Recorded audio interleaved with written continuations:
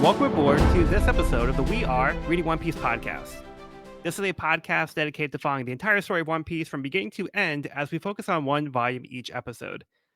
We keep the discussion spoiler-free for new fans of the series, so this is the perfect place to follow along, whether you're new to the series or just want to revisit the world of One Piece with us. This week, we will be covering Volume 50, Arriving Again, which covers chapters 482 through 491. My name is Joel, and I'll be your host, and joining me today we have Evan. Hello. And we have Cody. What's up? Yeah, so we are going to be wrapping up Throw a Bark today. So pretty exciting stuff. Can't wait. This is also the 50th episode. Yeah. I feel like that's a milestone. That's got to be a milestone. Yeah, Can't believe we're yeah, there's also gonna be a milestone in this volume too, so Yep. pretty exciting. Is there? Yeah. We'll get I can't there. think of anything. Nothing happened this volume. Nothing happened. Yeah, nothing to talk about. All right, so before we jump into this volume, just a recap from where we left off. The Strats fought together to take on Oars while Luffy chased after who he thought was Moria, but ended up being his shadow. Luffy met Lola's pirates in the forest who gave him the power of 100 shadows that they had captured over time. Moria himself took control of Oars and defeated the Straw Hats. Luckily, Nightmare Luffy showed up with Lola's pirates and was able to stop Oars just before the power of the shadows wore off. Just when it seemed the battle was won, Oars got back up. The Strats rallied together and finally managed to defeat Oars. Backed into a corner, Moria reclaimed all of the captured shadows on Throw a Bark for himself and grew to giant size. Time is running out as the sun is starting to come up. Yeah, pretty dire situation. Wow. Yep. You guys ready to dive right in? Let's do it. Yep. Okay, so we have chapter 482, Morning is Coming. Lola's pirates panic as the sun is coming out, but their captain refuses to retreat while the Straw Hats fight. Zoro declares they have already won the battle as the others worry Moria is going to win if they can't defeat him in time. Luffy uses Gear 2 to knock out the shadows out of Moria with each blow as the warlord struggles to maintain control of that many shadows. Luffy activates Gear 3, hitting Moria with enough force to release the rest of the shadows, but it might be too late as the people without shadows begin to disintegrate. Okay, thoughts on this one? Moria's spewing shadows. Mm-hmm. Maybe he bit off more than he could chew. Quite literally. How do shadows taste? Think like dark chocolate, but like 100% Okay. cacao, Oh, like Well- very bitter. I was gonna say I feel like I see Mori a little more now. Now I'm like, no, he's just weird. Also, this is very minor, but I love the way that the clouds look at the very beginning of this chapter. It's just that Oda contrast that I am addicted to at this point. Yes. The showdown, which is such a great panel because I feel Yeah. like this whole arc is just like our enemies have been getting bigger and bigger and bigger, and even our heroes have been getting bigger and bigger. So yeah, I love that shot too. The Gear 2 and the scale of Moria just like towering over them. Yeah. So good. Yeah, even when it zooms out, you can see like how big Moria is in the state. Yeah, it's massive. It's like a I love dragon. this. Yeah, and Zoro's right in the foreground too, which is great because he's been really fulfilling his role as the vice captain in this last volume and even in this chapter as well. Oh, we also get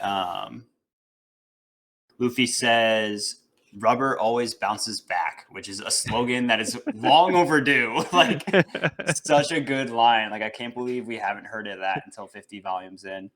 But I feel like that's new slogan material right there. It's a great line. Yeah, that was a good one for him. Followed by a brand new move, the jet shell. He's bringing out the heavy artillery here. Yeah, we're seeing like a Gear 3 signature move. So that's exciting. Yeah, he had to like use like his whole body. Yeah, it looks hilarious. This looks like almost a perfect sphere. It's like he turns into like a gum balloon and like launches himself Yeah. into Moria's stomach. Human wrecking ball. So So I'm looking this up is some of really these real quick. like all or nothing for them because Yeah. they need to bring out like everything that they can. Like time is about to run out. Like even like by the end of the chapter, like it looks like it's too late. Right? Like we literally start to see like the heads of Zoro, Robin, and Sanji just like start to disappear. Time is literally of the essence. As in, humans are losing their essence as the time expires. I also want to like bring some attention to everything Moria is saying this chapter. I had to double check to make sure that my thoughts on won't be spoilers, but it has been mentioned that he suffered a terrible loss in the New World. Mm-hmm. Yes. So everything he is saying to Luffy isn't just bluster; it's fully based on his own experience, which I think makes Luffy's line about rubber always bouncing back hit even harder. But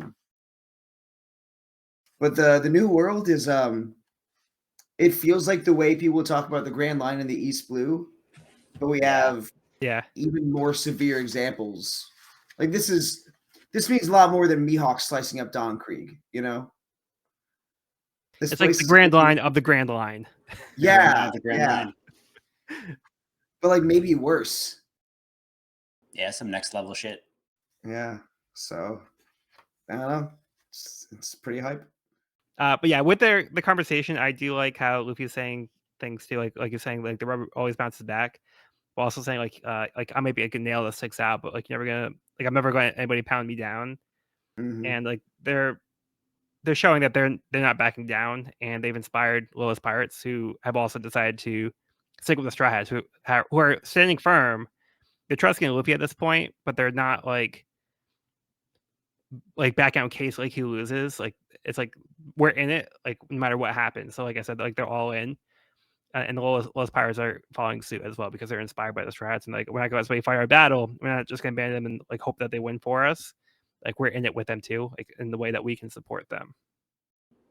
Yeah, it's kind of a really cool play on on words and metaphor, like using his rubber ability to also kind of describe their like faith and resiliency and ability to bounce back after difficult situations and face adversity, like that kind of thing. Yeah, for sure. Rubberous of body and mind. He I has don't know if that's a word or not, but flexible thinking and body. So yep. actually, his thinking isn't flexible. He's very in one place. Like he doesn't really deviate from what he thinks. So. Mm-hmm. Yeah, that one doesn't work as well. Yeah, and one thing that I've seen people criticize is with this fight, the way that Moria gives up the shadows, because like Moria has to give the command. That's what they said. And I've seen the criticism where people saying like they feel like it's cheap, where like Moria could have just not released the shadows. He could have just been like spiteful and held on to them. But the way I'm actually reading this is he doesn't have a choice. Like Luffy is literally knocking the shadows out of him. And it's like he Yeah. ate too much food and he got punched in the stomach and it's coming back up. So I think he's just Yep. he can't contain that many shadows. And Luffy is just literally knocking the shadows out of him to the point where like they're all coming back out. Yeah. That's also how I interpreted it. It's like his greed for power is like a two-edged sword, kind of like it's. Yeah. He became very powerful, but now he's also kind of vulnerable because he overdid it. Yeah. Yeah. So he took a risk here as well, but he was like pretty confident in his ability, Mhm. where he took all of the zombies that they had and basically made them like just corpses now, and he took the power all for himself. So it's actually kind of ironic because his whole philosophy has been like, you do it, like I'm going to sit back and not do things myself. But now he took things into his own hand. It wasn't enough, and he didn't have the help of anybody else. And now he is starting from zero because he doesn't really have any followers at this point because he relied on like this kind of flimsy like army that he had that like yeah, it was working up to a point, but now is like it's no longer an option for him. It's gone. If he wants to try this again, he would have to rebuild from scratch. And in one of his last moments of this fight, he's literally saying, "I am your commander," Yeah. holding on to that need to take autonomy, and then he's basically just trying not to throw up at the very end, which is great. Hey, you guys got anything else on this one? No? Good. Moving on. Chapter 483, The End of the Dream. The Strats who still have their shadows can do nothing but look on in horror as their friends begin to disappear in front of their very eyes. Across the world, people are overjoyed to discover the shadows have returned. Back on Throw a Bark, the Strats are relieved to see their friends' bodies were fully restored as the shadows returned their proper shapes just in time. Wiped out from the battle, Luffy remains unconscious as he recovers. Lola and her pirates express gratitude to the Straw Hats for returning their shadow. Nami remembers that another warlord is on the island, Tyrant Bartholomew Kuma, but remembers too late, as he has already arrived. He receives orders from the world government to retrieve Moria alive and eliminate all witnesses of his defeat. As people disappear and get knocked out due to Kuma's powers, Zoro steps up to take on the warlord. Just when it seemed like they could relax, the fight is over, another warlord shows up. Nah, never. Yep. Yeah, so Evan, what do you think about this development and the world government's reaction? Based on the previous story points that we've had and our exposure to the world government, what do you think of their reaction to the situation? I mean, I think this feels pretty on brand from what we've seen. Kuma, his very casual take on the loss of another 7 warlord, and he just comes in and starts wiping people out. It's just kind of I'm just doing my job, business as usual. Yeah, pretty unfazed. But no, I don't think this is surprising at all from the world government. It's at all costs, no matter the lives lost or no matter the collateral damage, they want the Straw Hats, and Kuma is going to give them the Straw Hats. It is what it is. Yeah, we've seen that the world government isn't afraid of killing people if it means keeping their image and protecting people from finding out, because with the O'Hara incident, the whole thing was a cover up. So now they're trying to maintain their image here and be we can't have anybody see that we have weakness within our warlord division. We have to maintain this image of strength, whether or not it's fully backed up by the warlords. But I mean, the world government is trying to maintain control by any means necessary. Yeah, a ruthlessness that we've seen a couple times now, and we get to see the power of Kuma at the end of this chapter. Mm-hmm. Very strong. Yeah. Now, how about you, Cody? I mean, it's a lot of what Evan said. This makes total sense for the government. They want to protect their investment. They want to protect their image because so much of their power comes from manipulating perception. I was already just very fascinated by Kuma when I first read this. Just when it comes to his outfit, the way he holds himself, the way he speaks, very enigmatic, very, I guess, very down to business, and such a cool power too. I know we don't get the full explanation here, so I'll save that for later. But just this one attack is incredibly strong. Very, he's not here to very, mess very around. intrigued. Not at all. Not at all. These Lola pirates, I think they are down for the count. So he's definitely not. He's not afraid. He's not afraid to mess things up. But yeah, very intrigued by Kuma. Yeah. And very excited for the fight with Zoro that we have on the horizon here. Yeah, hopefully we'll get a little bit more Kuma later on this volume. We'll see. We'll see. Yeah, no, what'd you guys think of the way that their bodies came back? I love this. I thought that that first page looked so cool with our Straw Hats half disintegrated. I think that's such a cool shot. Yeah. I love Frankie's reaction to Luffy disintegrating in particular. Yeah. We got Zoro taking his "I'm cool with this" stance. It's not like a little garden. He's like, oh, let me take Yes. my pose. Yep, I was thinking the same thing. Yeah. Yeah. This is a cool moment at the beginning of the chapter, and I bet you the Straw Hats will never look at their shadows the same again. Never. I feel like they did a good job of setting up kind of like the mechanics of the shadows to the point where this might seem cheap at first, but I feel like if you think back to like how Maury explained what the shadows are doing and how it was affecting like ores and how the shadows affect the shape of the people. So by Mhm. restoring their shadows, you're effectively restoring their shape. So the shadow determines the shape of the people. So I think that makes sense with that logic applied. Yep. So to me, like it feels less cheap for that very reason because it's been established, and I feel like that makes complete sense based on the rules that have been explained to us. Hmm. Yeah. I also found these little snippets of people getting their shadows back to be incredibly touching. Yeah. Yep. Because in an arc that's all about death, it's like, man, these people get their lives back. That's so nice. Especially Margarita, man. Yeah. Who cares about the plates? Yeah, Sindri had her shadow.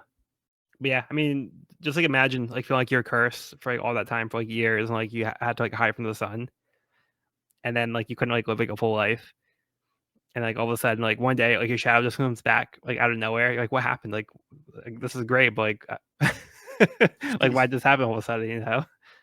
Yeah. The closest thing I can think of conceptualizing that is like when the vaccines hit in 2021, Yeah. which again isn't even the same because we can still go out for groceries, see Yeah. like one person, but this is just like you literally can't step outside. Yeah. I mean, that's a good parallel though, because I feel like a lot of people can kind of relate to that, where it did feel like we're very closed off and couldn't live our lives anymore. Yeah, Yeah. but I'm very, very, very happy for them. For sure. Even the Marine just going, yes, I have it back. Or for everyone on Thriller Bark who just got their shadow back, it's like you're now I'm too. faced with 7 Warlord immediately Yeah. after you're yeah. getting saved. Yeah, just when they thought It's they like after could the live again. pandemic, realizing you have to commute back to work now. It's like, Damn. just when I thought I was out. Yeah, those 4 guys, they didn't get the work from home bonus. That's tragic. Okay, you guys good to move on? Yeah. Yep. Okay, chapter 484, Squish. Zoro orders everyone else to stay out of the fight. As he attacks, he manages to avoid Kuma's paw-shaped attacks being projected from his hands. Kuma explains he ate the pawpaw fruit that gave him paw pads on his hands as he demonstrates his ability to deflect attacks into air pressure as he knocks out Frankie. Kuma knocks Zoro down and attempts to finish him off, but Sanji intervenes with a kick. Kuma doesn't move as Sanji remarks his body must be made out of steel as he writhes on the ground in pain. The others fail to stop him as Kuma deflects a massive amount of air and begins to compress it. He threatens to unleash the shockwave on all of them unless they agree to hand over Luffy. They all refuse. Kuma unleashes the Ursa Shock on them. Okay, so we get some kind of explanation for Kuma's devil fruit. I'm curious about Evan's Yeah, this is thoughts pretty here. sweet. Yeah, I thought this was like a really cool. I think the way they did the design of this ability is very neat and incredibly powerful. I like how he has actual paw prints on his hands. Like I think that looks pretty dope. Did you have a pawpaw fruit on your bingo card? No, this was a cool reveal. A very cool ability. I don't know. We didn't get to see. I think we got to see a pretty good amount of it this chapter actually. But being able to like compress air, deflect attacks, and even create like a massive bomb. It seems like a very versatile ability to have, and obviously very powerful. Yeah, I feel like the explanation sounds almost like underwhelming and very simple. Then like you see the way that it's being applied, and it's like a lot more complex and like you said, versatile than you would imagine. Like, yeah, it says like he has like paw pads on his hands and he can deflect things, but like Right. like he's doing like much more than like just the very basics that you would expect from the explanation. It's the kind of thing I really love like about Luffy. Yeah. Yep. Yep. Or like Bluno. I feel like that Yep. that too. Yeah. Mm-hmm. Or even like Robin. Like Robin's been like Yeah, also pushing like the absolutely. envelope with hers too. Robin's a great example of it.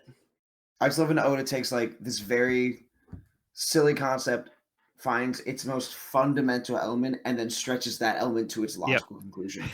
It's so fun. It's so fun. Yeah, I love that. Yeah. Because it so took creative. like it. Yeah, it's such a cool concept because Robin's had that ability since she was very young, very very young.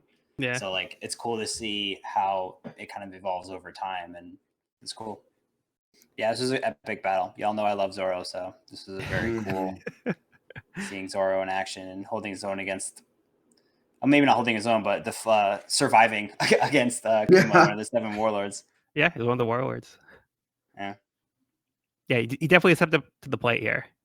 Yeah, big time.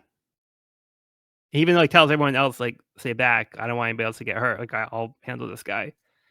He also wants to take Shusley out for a test run. Be like, what can this thing do? Mm-hmm. And going back to Kuma's devil fruit, I liked how Robin like had like a little like thought bubble of the cats like meowing when you mentioned he had the paw hands. I love it. So yeah, we can see like Robin's kind of like the way her mind is, like her imagination. Yeah, it's funny. But I also love us like this is just like such like an innocent thing. Oh, I have the paw fruit. I have Yeah. these little fingy pads. I have these little tubings. It's like, no, this guy's gonna fuck you up. Yeah. Yep. I love it. And then the straw hats. Oh, you make me blush when Kuma mentions the crew strength. Yeah, he's recognizing that they're a threat, not just Yeah. the captain. That was funny. Really some epic panels. Kuma deflecting the 36-pound cannon. Kuma sumo stancing himself into the ground was great setup. Yeah. Yep. The thrust pad cannon. No mercy. None.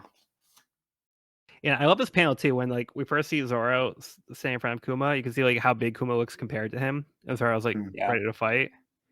Kuma's just kind of like staring down at him.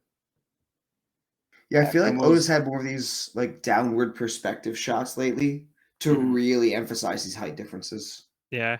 Yeah. The Bible's as big as Zoro.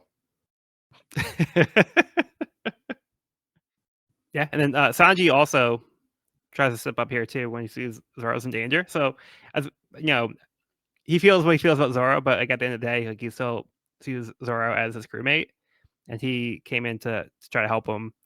And he's in for a rude awakening when he hits Kuma, and he's like, "Dude, like, what are you made of?" And like he doesn't even move an inch. Mm-hmm. And Usopp also tries, but Fiber stars enough. And Kuma's kind of savage on him, saying, "Oh, King of the Snipers, a title you clearly do not deserve." Oh yeah, that one hurt. That hurt. Zing. Right in the ego. And he tries to give them a negotiation.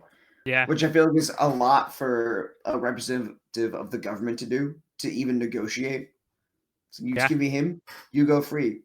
And of course they're a great crew and they flat out refuse. Right. Which is wonderful. But I think it's interesting because he is directly defying the orders that he was given. He was given explicit orders, and he's trying to make a decision on his own that was not authorized by the world government. So he's doing something that contradicts what they told him to do. Yeah. And the full reasoning for that is very vague here. There's hints of it, like, oh, there's some compassion here. He has the Bible, and he has some honor, but it's like, but why, man? But why? Yeah, because it seems like he doesn't want to hurt everybody, but like it seems like he's willing to do it because he has to. But it's almost like a last resort for him. That's the impression I'm getting. Mm-hmm. I agree with that. But they didn't take the deal, so he deals with them. Oh. Yeah, I'm trying too hard right now. I love it. I love it. Lead into it. Hey, you guys have anything else for this one? The scale of Ursa Shock's insane. Very true. Like, That's a whole ass mansion inside of this attack. Yeah, it's massive. You can start to see like the rubble and like everything going flying, like the towers crumbling over, the mast is coming down. Like the blast is bigger than the circumference of the mast itself. Yeah. Yeah. Shit, man. This is a new level. Crazy stuff. Mhm. Okay, let's move on. Chapter 485, Straw Hat Pirates, Pirate Hunter Zoro. The blast from the shockwave destroys Zoro Bark and knocks everyone out. Kuma approaches Luffy. As he reaches for him, Zoro dashes in and slashes at Kuma, revealing a mechanical shoulder. In response, Kuma opens his mouth and blasts a beam at Zoro. He tells Zoro he has a human weapon called a pacifista, created by Dr. Vegapunk. Zoro negotiates to take him instead of Luffy, considering he will eventually become the world's greatest swordsman. Zoro says it's the only way he sees to save the rest of the crew, as he declares that Luffy will become the king of the pirates. Sanji has recovered and heard the conversation, offering himself instead of Zoro. Zoro hits Sanji in the ribs and knocks him out. Kuma says that it would be a dishonor to take Luffy after Zoro's display, but in exchange, uses his powers to extract Luffy's pain and suffering to inflict on Zoro. Zoro agrees to take the pain, even though Kuma warns it will likely kill him. Zoro just requests a change in location. The others begin to wake up, surprised to be alive, with Luffy feeling revitalized. Sanji rushes over to where Zoro is, shocked to see him standing and surrounded by blood. When Sanji asks him what happened, he tells him nothing at all. What a Zoro move. move What a on. Zoro thing to do. It's the worst thing to do. Yes, I think we have to Goddamn. start with Evan on this one. Yeah. Yeah. I love this for Zoro. I think that it speaks to his character and his dedication to Luffy and to the Straw Hats. And him trying to take on the burden, which I think he has this whole arc kind of taken on the burden of captaining the Straw Hats while in Luffy's absence. And Captain goes down with his ship, as the pirates say. And so Zoro taking the brunt of it. If anyone can take it, Zoro can take it, you know? Yeah. I thought it was interesting how Kuma's able to do this ability. Like, it's such a... We were just talking about, like, versatile, abstract uses of abilities. Like, the ability to trap all of one's pain and suffering into a physical state that can be then impressed onto others. Like, that's getting creative, Oda, getting real creative up in here. Like, whoa. Yeah, the only thing I could think of is like he's maybe deflecting it from within the body. If we want to try to say like within like the terms of the devil fruit, but it's not entirely clear, but that's the way I'm kind of taking it. He's like He's pushing it pushing it. out. Yeah. It's possible. Oh, That was a good one. That was a good let's go. Let's go. That's great. How about you, Cody? Oh man, what a great moment for Zoro primarily, of course, because it just shows his devotion, it shows his commitment, it shows his willingness to accept the challenge and his appreciation for Luffy. And also to some degree at the risk of the expense of his own dream. Yes. Which is so interesting because the promise that he made sure Luffy made to him was that if you get in the way of me becoming the world's greatest swordsman, you're dead. And Luffy is not making any conscious decision to get in Zoro's way, but Zoro is making the conscious decision to prioritize Luffy's dream and the crew's well-being over his own, which just says so much about his level of honor. Yeah. And then I know this is mainly a Zoro moment, and Sanji has been a very hot topic of discussion this arc for very good reason. Mm-hmm. But I am also such a fan of what this moment does for Sanji as well, to a lesser degree. But it's such an extension of what we have seen from Sanji so often. Because this kind of behavior, the same kind of behavior that Zoro is exhibiting here, of putting someone before themselves, putting someone's dream before themselves, is something Sanji's been doing from the very, very beginning. He's always wanted to find the all blue. He's like, nope, I gotta take care of the restaurant. I owe Zeph. My dream doesn't mean as much. Zoro's dream to be the world's greatest swordsman doesn't mean as much as my dream to become the all blue. They can find another cook. They can't replace Zoro. I can do this. And of course,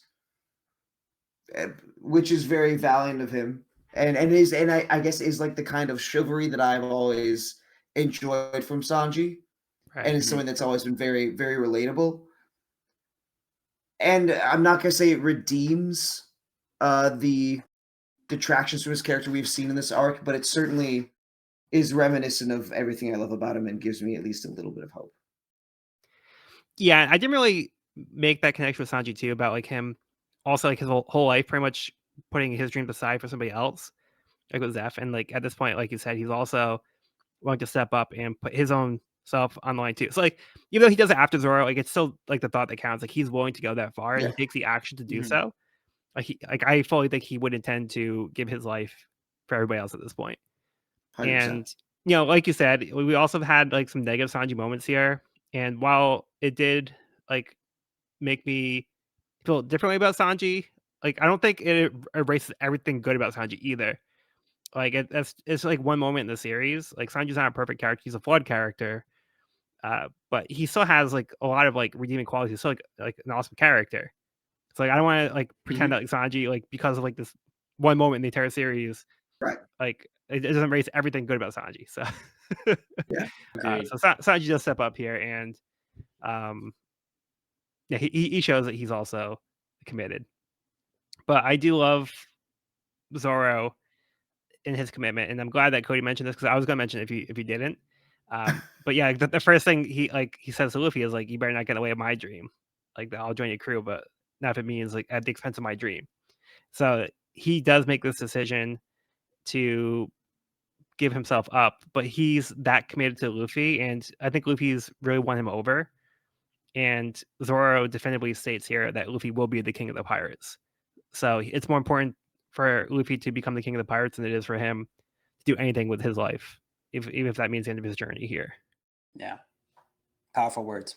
And I think Zoro also is like slightly indebted to Luffy. I mean, their meeting in the first place was Luffy saving him from a death sentence, essentially. Yeah. And it was kind of like, which harkens to what Cody was saying about Sanji's like feeling indebted to or being indebted to Zeph. And like I think they both have developed this kind of, like you were saying, chivalry, I think's a good word for it, but like this like absolute loyalty to now Luffy, which so it's cool seeing that from Sanji as well. Like we've seen that from Zoro before, and I think we've seen it from Sanji before too, but like this was a very clear representation of that loyalty. Yeah, I personally think this is probably like, if not the best, but one of the best Zoro moments in the entire series. And just like his reaction to Sanji here is like he says like nothing happened. Like, yeah, so cool. Nothing at all. And the fact that Sanji like is concerned about Zoro, like did not expect that. Like he's legitimately concerned. Like, where's Zoro? Like I gotta make sure he's okay. It's so nice. It's so nice. Yep. I also love that we get that last panel of Zoro with the BAM behind him when he's just covered in blood. I love how we get like a super detailed, shadowed and sketched out shot of Zoro there. It looks so good. Yeah. Yeah, that's one of those like iconic panels. Yeah. That might be like my new wallpaper. That's so good. Joel, did you end up getting boxes of OP06? I did. I got two. Don't tell me that's a card. Is that a card? It's a card. No. That panel is a card. I need to commission you to make me a spoiler-free Zoro deck. I got you. So, yeah, no, I'll definitely do it. I got you. You don't have commission. I got you. Yeah, we'll make something happen. All right, all right. The one last thing I want to say, the one piece I want to give on this is actually, as we were talking, I was thinking, okay, well, like, but why is it Zoro who is the one to take this instead of Sanji. Zoro met him first. They still have a certain amount of loyalty, and I know like functionally there could be arguments made about whose loyalty to Luffy is deeper based on time they've known him, but I'm starting from like a more functional perspective, and it's because Sanji's role on the crew is to cook. Sanji's role is to help everyone out. And I guess it's always been very unofficial as to whether Zoro's the first mayor or not, but like this is the thing Zoro is there to do. He's the This warrior. He's the warrior, and he's the person who looks out for Luffy. He is the vice captain. He is, as he is shown this part, so like this is exactly what his job is. Yeah, and I that's guess where he those- finds his self-worth too. Is his ability to defend others. Yeah. So he's saying, if I can't defend my captain or my crew, like what good am I? Right. That's a perfect way to tie it together. Thank you for that. Yeah. I want to shift focus over to Kuma because we also get some interesting details about Kuma here. So Couple Sanji had reveals kicked here. him. Sanji had kicked him and said he felt like he was made out of steel. And now Yeah. we see Zoro cut his shoulder, and he reveals he has a mechanical shoulder. And now, Evan, do you remember when the name Dr. Vegapunk came up before? I feel like it's come up multiple times, has it not? Or is this only the second time I think it's it was come once up? before. Or is this the second time? Or This is the second time. Yeah. Okay, this is the second time. Okay. Yeah. That's I want to say it came up in when we first met Chopper. It came up, right? So it was actually a lot more No? recent than that. It was For the first time? after Annie's lobby. So Kobe had explained that there's this genius scientist for the world government who made the sea prism holes on the ships, so the world government can safely travel over the That seas. is right. And he was also the one that was infusing the devil fruits into inanimate objects. Right. So yeah, this is the second time we've now heard the name Dr. Vegapunk, and Kuma says that he's 500 years ahead of mankind. So he's unmatched. He's also saying the same thing Kobe said, that he's unmatched in the scientific world. So he has done something to Kuma to make him mechanical. He calls himself a human weapon, a pacifista, and then after that point, he starts shooting like laser beams out of his mouth. Goes full Which in cyborg. 2007 was just pure meme material right there. Let me fucking tell you. No, I just kind of thought this reminded me of Cell from Dragon Ball. Yeah. With Yeah. the mouth beam. Yeah. When I first read this chapter and I heard them mention this Vegapunk guy for the second time, so I use the future. I'm like, this seems important. This seems hype. Yep. I know more. I need to see this guy because Oda's got the silhouette, and I know how this man is with his silhouettes. Mm. He knows what he's doing. He knows how much he's teasing me. I need to know, Oda. I need to know. But yeah, very mysterious. Can't just keep name dropping like this. Yeah. Speaking of name drops, we Kuma mentions Luffy's father, Dragon. Another interesting connection. Yeah. So he says specifically, he's your son after all, Dragon. Yes. Oh, and before that, he says you have exceptional friends, which is very cool. Yeah. So he seems to know who Dragon is to some degree, but to what degree, not entirely clear here. Who is this guy? But he seems to. What does he want? Yeah, he seems to speak fairly fondly of Dragon. Fondly. It seems. Yeah, it seems so. He also asked about Ace upon his arrival, so he definitely seems intrigued by the D family. Yeah, some interesting details here. Curious. Quite curious. Okay, so with all of that, you guys good to move on, or any final thoughts to wrap up on this one? I guess my only thing is that, like, for this being this like huge big behemoth of a dude, there is something very precise I'm not sure if gentle is the right word. Kind of But a gentle giant type.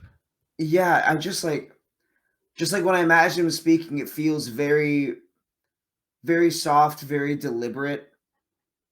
And I feel like that's just very, to me, it was very apparent in his design, like from all the way back in like 07, which is something that it feels like there's something very specific that Oda has honed in on with this character's design that I'm very, very interested in. Yeah, it's interesting that you say that and get that impression because he's called the Tyrant. Right. Right. So Right. there's like something like weird about that. Like he's just so mysterious. It feels like there's so many contradictions. He he presents this way, but he's called the Tyrant. He's a warlord, and he is touted to be the one who follows the orders the most. But he's speaking fondly of Dragon. What is up with this guy? Well, he's also contradicting the orders. He's not following the orders directly. So True. Yeah. So yes, there's you gave one layer and then the next, and then you just That's not even to mention the Bible, which kind of brings in this like religious aspect to his character, and like this mercy that he's showing, like might be some sort of like religious mercy that Could he's be. granting on people. Like, yeah, it's interesting. Yeah, because the last time we saw him too, he had the Bible. So that seems to be something he's very attached to. Seems to have it all the time. It definitely seems to be like a character trait. Yeah, so we get quite a bit of information about Kuma here, but not the whole picture. But it does give us a better sense of maybe who this character is. More questions than answers, I think. Which is what I love about One Piece. Mm-hmm. It's like he answers some questions and gives more information, but makes you ask more questions and doesn't give you the answers. Like how many times have we been asking questions and not had answers? Like throughout the series, like so many times. Like you can't keep getting away with it. Okay, so for right now, how about we move on? Yeah. So we have these little mini cover stories. So we have Where Are They Now? Shot 4. Yokozuna no longer challenges the sea train.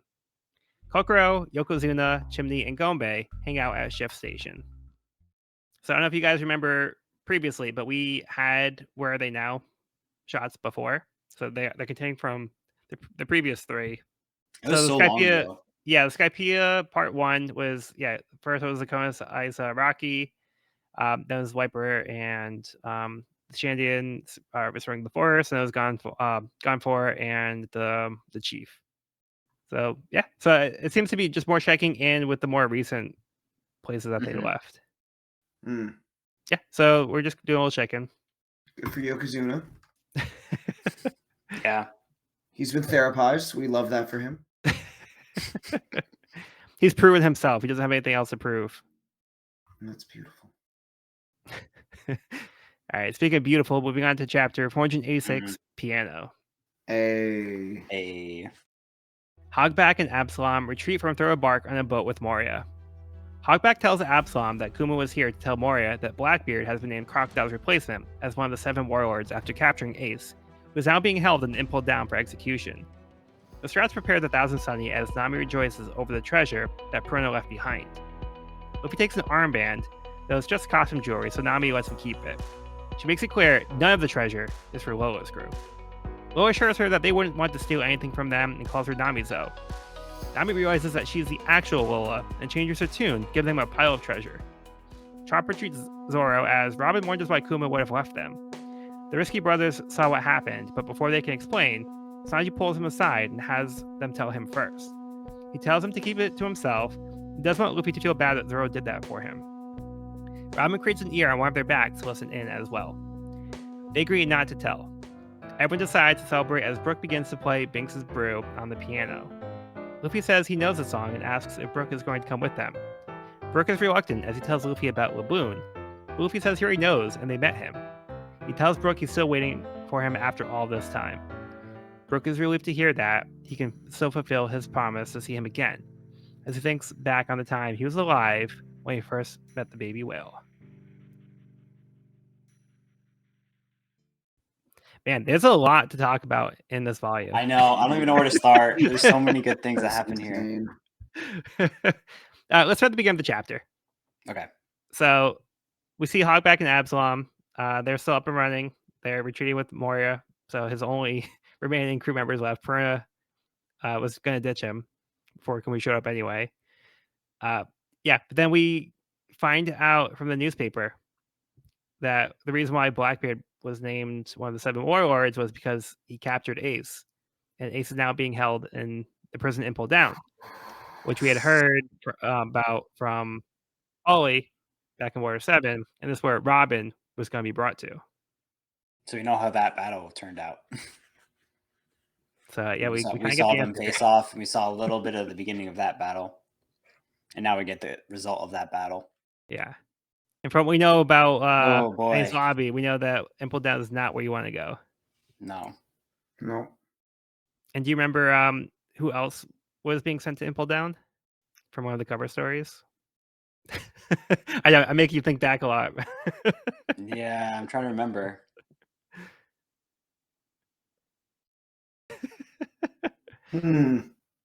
So Cody's trying to give you a hint here. Oh. That was a clever hint. Thank you. Who knows? Is it Crocodile? This is yes. Yeah. Yeah, so it's Crocodile, Mr. 1, Mr. 2, and Mr. 3. I thought that was just a very emoted. That was well done. Cody had a real head scratcher there. He was really It was a great time. Yeah, so we saw at the end of the Miss Golden Week cover story. Even though they decided to stay in the prison and not flee, they were just captured and transferred to a worse prison. Yep. So that sounds fun. Yeah. Yeah, and then we get the Straw Hats getting ready to leave, and we have this nice little moment with Nami and Lola. Oh. I love this. Is like the classic post boss battle bash that we get, which is always very enjoyable. And this is no exception. This is a great time. And I absolutely love Robin eardropping. Me too. Yeah. So good. I thought that was Robin. such a clever use of her. That was perfect Robin, like such a great use of her ability. I love that. And then we go into the piano scene, which is so touching and incredible. Like this is absolutely perfect. Absolutely perfect. We all know Luffy's affinity for musicians. And they have this like great moment in the middle of this party, and they're kind of reminiscing. And I love how it feels like Brooks has been told this about Laboon, but he like doesn't believe it. I feel like he just thinks everyone's just trying to make him feel better. But then when Luffy says it, he's like, "Oh, you really mean it? Like he really is waiting for me." Yeah, we met him. Like we know because we met the whale. Yeah, such a touching moment. Because the first time he mentioned it to Frankie and Robin, who didn't meet Laboon, so they didn't actually know who this whale was. But then they came back and told Luffy about it. So Luffy made the connection. He's like, "Oh yeah, we met that whale." So then now he's telling Brooke, like, "Yeah, we met this guy, and he's still there for you." I also just love how, like, in these moments, beautiful, where they're talking about Laboon, as Luffy is either disclosing that he met Laboon or just listening to Brooke, he has the most genuine, most innocent smile on his face. Like, even for Luffy, there's something just so pure and so kind about it. It just, I think, just says a lot about this boss being friendship, and it just makes me so happy. Yeah. Yep. Yeah, which I think is one of the reasons why like having the musician is helpful, because it's to help kind of lift the spirits. And I feel like that's being done here. Like it's helping them celebrate like this victory, like they're meeting new friends, and thinking back on like good times. So because Luffy also mentions that he knows the song that Brooke's playing because Shanks' crew used to like have it be playing, and in the live action, they did have Binks's brew playing in the background during Luffy's like young scenes. So that's like a little Easter egg that they put in there. I need to hear this song. I feel like I think that was one of my notes. I'm like, this song must exist, and I need to listen to it. Yeah, It I'll does. find you the clip that'll be safe to watch. Perfect. But going back to the moment where Sanji's having the Risky Brothers tell him what happened, I really like Sanji's decision to be like, all right, fill me in, because Sanji had an idea about like what was going on, but he didn't see everything. So the Risky Right. Brothers tell him exactly what happened, and he's very sympathetic towards Luffy. He's like, imagine how Luffy would feel knowing that Zoro did this for him. And like Luffy is like completely oblivious. He's like, I feel great. I don't know why, but I'm awesome. But like kind of like what we were saying before, like I think Luffy would also feel pretty devastated if he knew Zoro was going to give up his dream for his dream. Like I don't think Luffy wants that for his crew. He wants his friends to all get their dreams. He doesn't want to lose a single crew member. So if he knew that Zoro was willing to do that for him, like I feel like that would make him upset. And yeah, I think this is probably the best way to deal with it, because like Luffy would just feel terrible for something he can't control at this point. Yeah. It draws a parallel between Sanji and Zoro too. I think they're both kind of showing this same restraint here and like kind of respect for each other in a sense, which is cool. It's kind of rare for them, which is super rare, and it's happening both like behind, like neither of them are privy to each other's loyalty here, but it's mutual. It's mutual, exactly. Yeah, it's cool.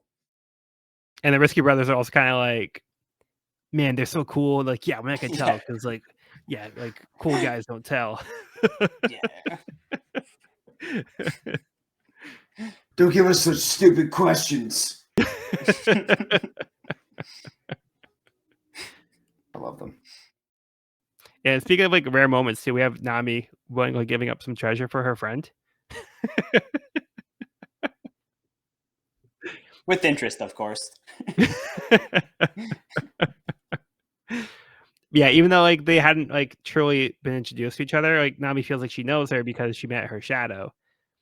But like it seems like some of the shadow retained something because she calls Namizo subconsciously. Right. It's like something is still there from the shadow. Oh my god, I just saw the sound effect. Yeah, which one? When Nami hugs Lola. Glomp. Oh my god, no. I need a second. It was 2007. Dark time. A wonderful time, but a dark time. Is this like some kind of like online inside joke? It's an anime fandom convention subculture joke. So a glomp would be like just like a very, very enthusiastic hug, sometimes with jumping and or running up to someone. And so you would see people at anime conventions with just signs saying "glomp me," just like because it's like, oh, physical affection. It's just it's just awakened such a very specific part of my brain and my adolescence. I'm like, holy shit, I need a second. Sorry. Feel free to hate this, but oh my god. Oh man. Yeah, I wasn't familiar with that. It was a time. Hilarious, kind of wholesome, but also it was just a time. Gotcha. Yeah. But also, aw, they're so cute. Yeah. They're friends. Yeah, I think like Nami legitimately connected with zombie version. Mm-hmm. Like I think they were legitimately friends. Like they had touching moments, and like so like they're willing to fight for each other. So I think it's really touching that Nami feels that she can still keep that bond with here the person. So like Lola's not like fully getting it, but I feel like she would still like reciprocate and like appreciate this friendship. I think we've established that the personalities of the shadows are pretty consistent with the the people to some degree. So yeah, so hopefully they can maintain this friendship. Okay, you guys have anything else on this one? Do not. Okay, moving on to Where Are They Now? Shot 5. Auditions for Iceberg Secretary. Iceberg auditioned several people to replace Cauliflower's position.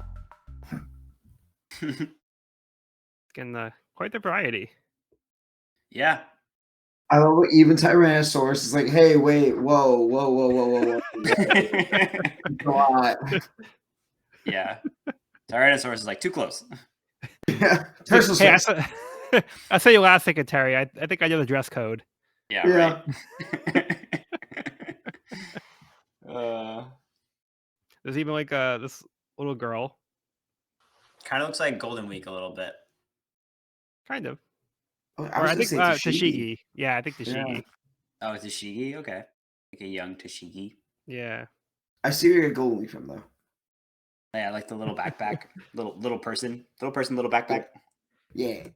I just noticed that there's it's like a Yagra bowl in the back, 156, and it looks like he's wearing like a little suit and tie.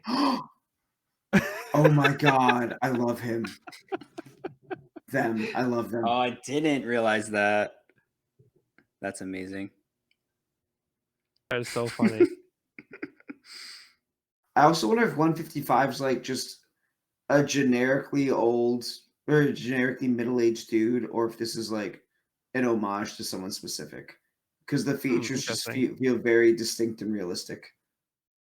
Yeah, I know it does lift from a lot of like actual people. Yeah. So I Like, wouldn't is put this it like an past him. editor or something he used to have, or SPS question. Yeah. And we got Peeply Lulu in the back, peeping in the window. No. Okay. Let's move on to chapter 487, That Song. 50 years ago, Brooke was a musician and swordsman on the Rumbar Pirates crew. They noticed the baby whale that followed the day before still following them and continues to do so on their adventures. They name the whale Laboon and discover he likes music and Brooke's hair. As they near the Grand Line, they make the tough decision that they can't take the baby whale to such a dangerous place. They decide to leave Laboon behind. They arrive at Reverse Mountain and meet Crocus. To their surprise, Laboon followed them. They stay here for a few months while they recover and party with Crocus and Laboon. Crocus agrees to take care of Laboon, while the Rumbar Pirates promise to return after their journey. Over the next 3 years, they have adventures until Captain Yorkie and some of the crew become infected by the plague. He requests Brooke to send him out with his favorite song, Binks's Brew. It's Brooke with skin. Yeah, we see what he It's looks the like. first time they reveal Brooke's face. Like fully reveal Yeah. the face. Yeah, so we're getting Brooks' backstory. Brooke and the Rumbar Pirates.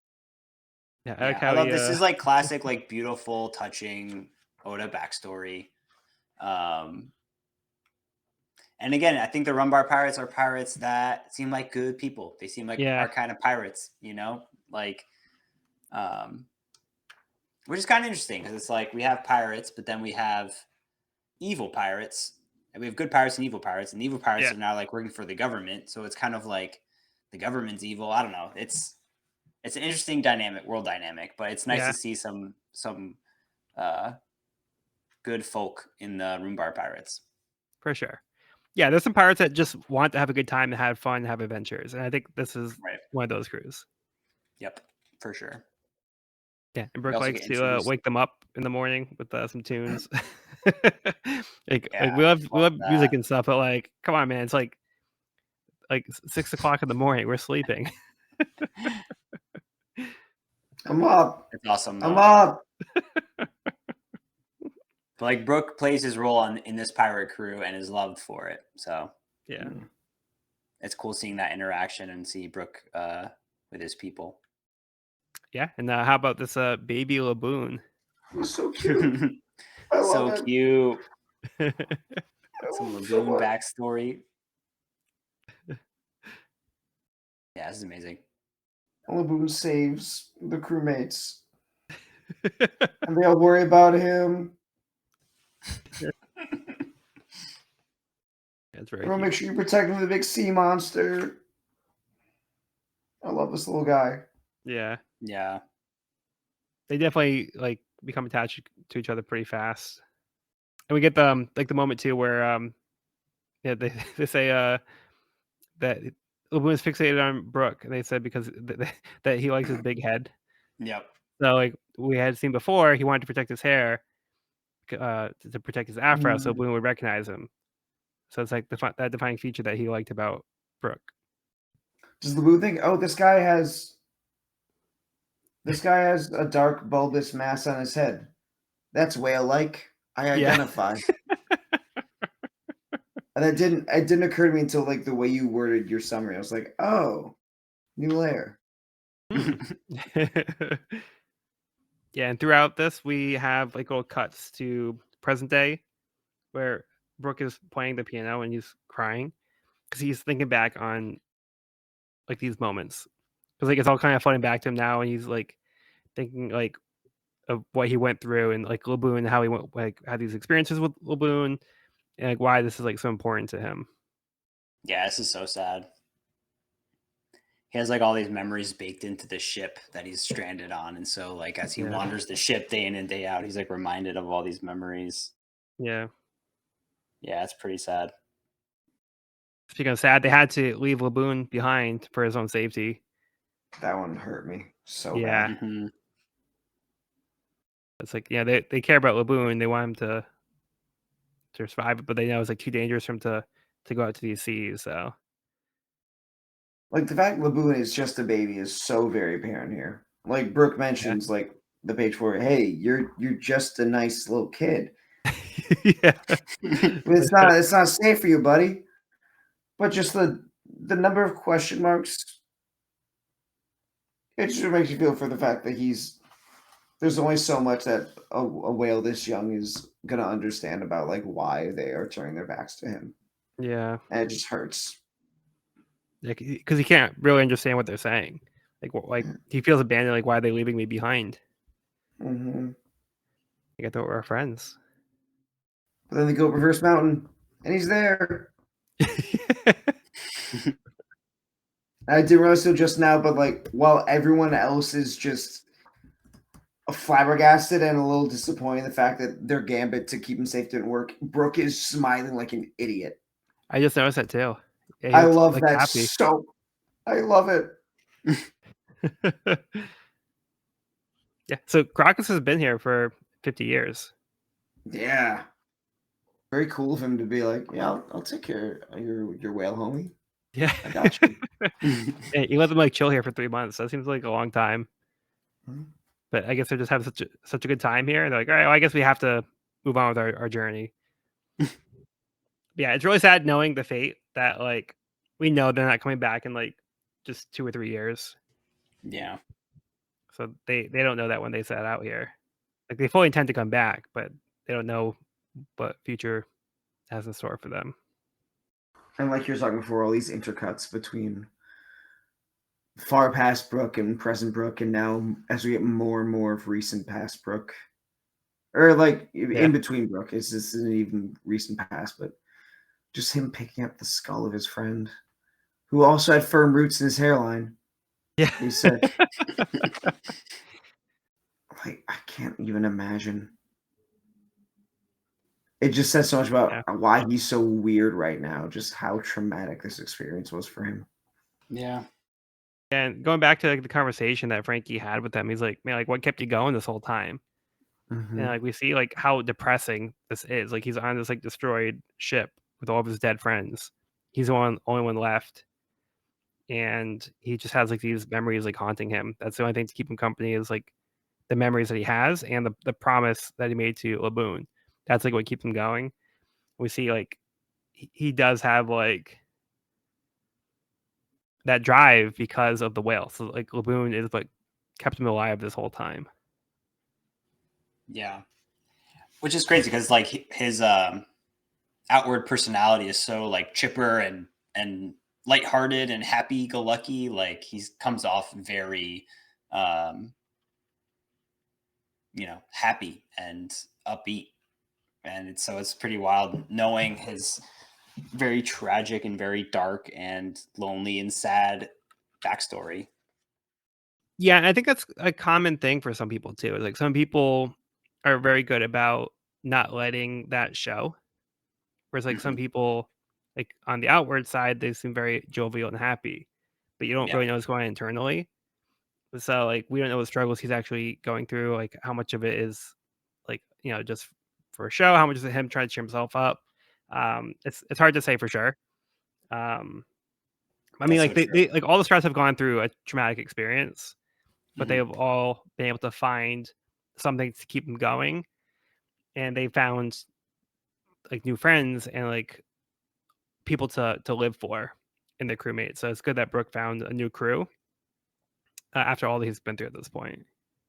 Yeah, and speaking of like keeping those like darker emotions on the inside while staying bright and chipper on the outside, uh, to go back a few chapters, we see Luffy. We see an embodiment of his pain and suffering. And he's another character who I feel like doesn't really wear his emotions on his sleeve. He kind of, kind of has this happy demeanor, like positive attitude. Um, and usually doesn't get too dark and heavy. So like to see that he does carry that weight, and Zoro has now literally felt and endured that pain all at once. I don't know. It's kind of interesting because like even when I feel like I noticed it when right after that scene, Luffy's like, "Oh man, I feel great. Like I feel so good. Like what's going on?" And it's like, I feel like Luffy usually does kind of have that outward, like positive, bright, hopeful, optimistic attitude. Well, for Luffy, That I'm sorry. Go ahead, Cody. I was gonna say, Evan, you really opened my eyes to, I guess, the narrative reasons why Oda chose to have Brooke also see what happened between Zoro and Kuma, because that is just another thing that unites them. Yeah, just like the fact that they both go through these experiences and hold a lot of pain. I think it just makes them both more much. I would mainly Luffy more identifiable with Brooke, but it's just a nice building block for this friendship that's possible between them. That's all I Yeah, had. and I feel then like Joel, you had something else.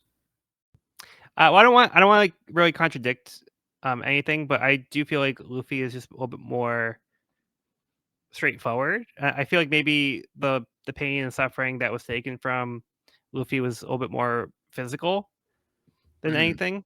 Um, because I feel like Luffy is almost like naive in the way that like things don't get him down. Like he doesn't let things affect him because again he's rubber.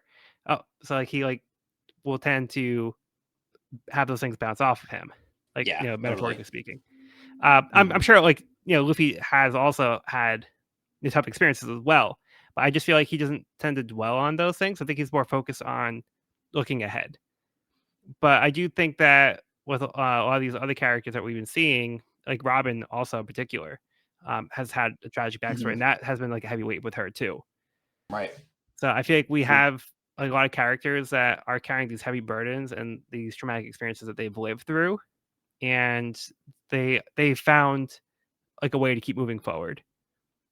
So I think Robin actually has a Yeah. lot to relate to with Brooke here because they've been Mm. alone a lot of their lives. They've been on their own fighting for themselves to keep going. Mhm. Because Robin hasn't had anybody else to really rely on, and she's had to just keep going for the sake of living. But she got to the point where she's like, "Is living even worth it at this point?" She had to finally have Luffy get her to admit that she did want to live because she was willing to throw her life away too because she didn't see the Mm. value in herself. That's a good point. Really good Tragic one. backstory is a prerequisite for Straw Hat admittance. 100%. It's like, yeah. So, what was your childhood like? Yeah, I had a pretty good childhood. My parents were very. I mean, they gave Yeah. me everything they could. We had a pretty good life. We went to school. Yeah, sorry, that's dry material. Yeah, no. Next, Join the It's childhood actually, trauma club. you bring up something really kind of funny because I do remember at like 6 a.m. on a Wednesday or something when like all the One Piece fans were like getting the spoilers for the new chapter, and there were just arguments over like Brooks' place and like, will he join the crew? Could he join the crew? And there's some people like, he's getting his tragic stripe backstory, but it's too late. It's not during the arc. So they acknowledge, yes, you have to have this tragic backstory, but no. Brooks is different. Therefore, There's no way. And whether or not that logic holds. So That doesn't make sense to me because it is part of the arc, but we got Robin's backstory, not part of her arc. We got That's hers what I'm saying. later. Yeah. That's what I'm saying, man. You get it. Yeah. There are people who are jumping through hoops to have Brooke not join the crew. I will not, and I just didn't understand any of it because I was like, Come I love on. this guy. How can you not want him on the crew? All if he wanted was a musician. Like, he's not going to let this opportunity go. He's not going to let this opportunity go. Come on. And then the they first just thing he says vibe. is join my crew. This was like his number one. He got talked down to cook. Yeah. Anything else is just gravy on top. Yeah, we need a musician. Yeah, everything else is gravy. Yeah, it was very huge. I just suddenly remember that very interesting part of my first experience because I felt the need to share that. Thank you. Yeah, and then tragically, we find out towards the end of the chapter, their captain Yorkie and some of the other crew have contracted a plague, and they are not going to make it. And then he requests for Brooke to send him out with Binks's brew. Mm. And we see at the end of the chapter, Brooke is singing it to himself. All right. Anything else for the chapter? No. Okay, let's move on. Where are they now? Shot 6. The Galley Law Company's vice president being run down by fans and debt collectors. Paulie runs away from the mob of his fans and debt collectors. Popular Paulie. man.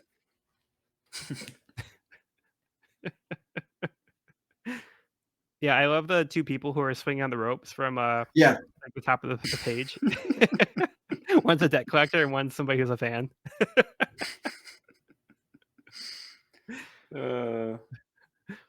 Like, I want my $2. But I also want you.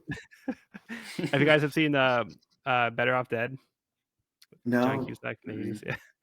This is like a little like paperboy who like basically goes to the ends of the earth to try to get his $2 from the main character from the movie. And he's like, I want my $2. $2. And like it gets to the point where he gets like at night, like he gets like a gang of like other kids on bikes and they like surround him. And then like later on, like at the end of the movie, like there's like a ski race and going down like the snow hill, like the kid's riding on his bike down the hill, just screaming, I want my $2.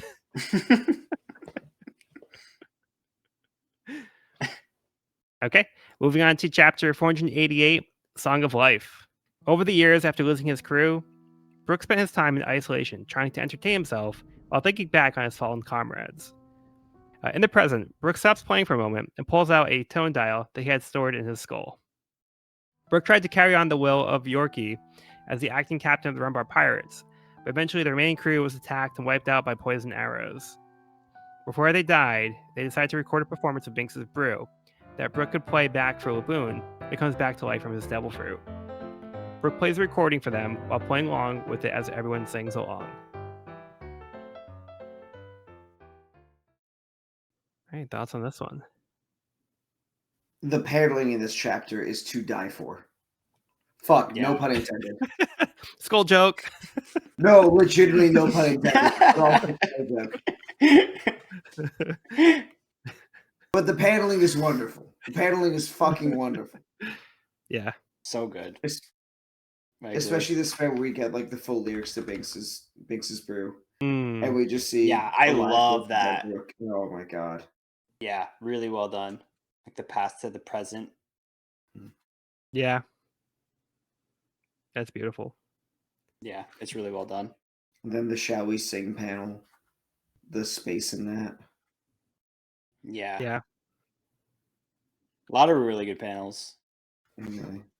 Oh no. And his crew just falling one by one.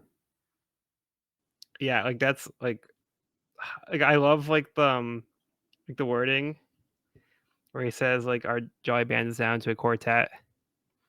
Somebody else falls, a trio. Another falls, a duet. Then the last person falls, and a solo. Oh, god, that moment was lived rent free in my head. So good. Yeah. Playing at the heartstrings. Yeah, and then just like the page before, like the other pirates, like they're like singing along and stuff, and it's like they start falling like one at a time. You can see like They're trying their best to like hang out as long as possible, but they're just dropping like flies. With their smiles growing up until the moment when they finally kick it, Yeah. Yeah. which feels very relevant. Like they Feels go kind of out on their own deep. terms. Yeah. Yeah. Yeah. At the beginning of the chapter though, we do have like these moments where Brooke is just like being like goofy. And like he's like just doing like silly things, but like what else is he gonna do? He's just trying to like keep himself occupied.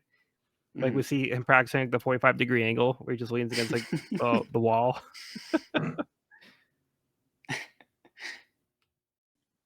Yeah. This is a great chapter. Yeah. We also get to see a tone dial, which is very cool. Like a specific tone dial. And Brooke literally has a song stuck in his head. Oh, nice. Good one. That was amazing. good. The fact that he keeps it inside of his skull is pretty cool. Yeah, he just like lifts it up like a little compartment. Like a little lid. Yeah. It's pretty amazing. And it's also revealed that Brooke has eaten the revive fruit. So we actually got that before when we first Did you met get that him. before? Yeah, he explained that he ate it, but like he didn't get back to his body fast enough, and that's why he was a skeleton. But he was able to still come back. He's a living skeleton. But it does seem like he has like a scar going across. I thought like that was connected to like his shadow being taken, but it wasn't. It was just his soul got lost.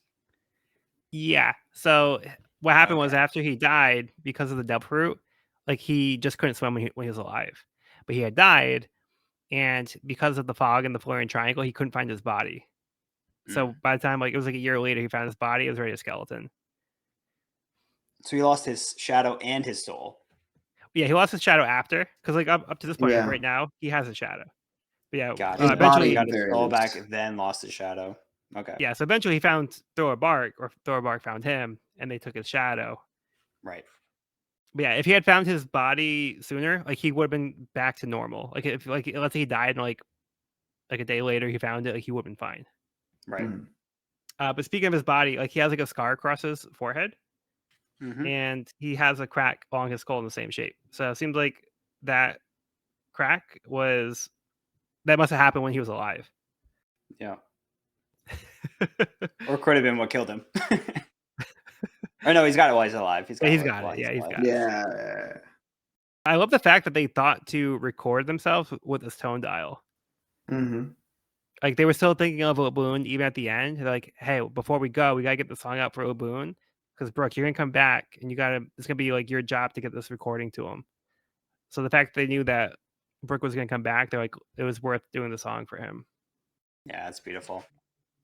And then we see him slowly, I don't know if it's slowly, but gradually